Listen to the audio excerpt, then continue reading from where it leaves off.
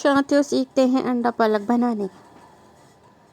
तेज़पत्ता, जीरा, लाल मिर्ची, लहसुन, प्याज, उबाल कर पिसा हुआ पालक।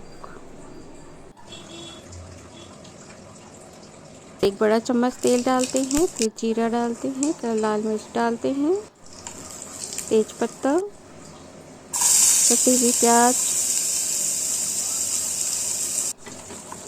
चम्मच चलाते हैं, चम्मच चलाते रहना है।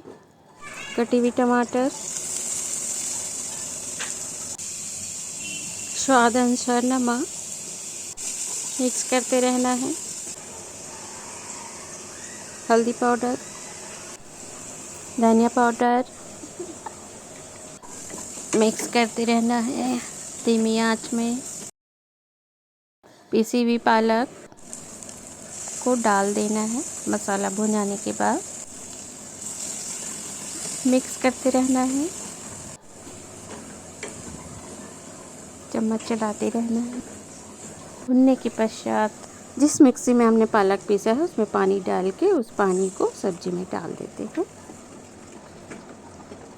इसके पश्चात इसमें अपने हिसाब से पानी डाल लेना है और उबला हुआ अंडा जिसको कट कर लेना है, चाहे तो आप तल सकते हैं।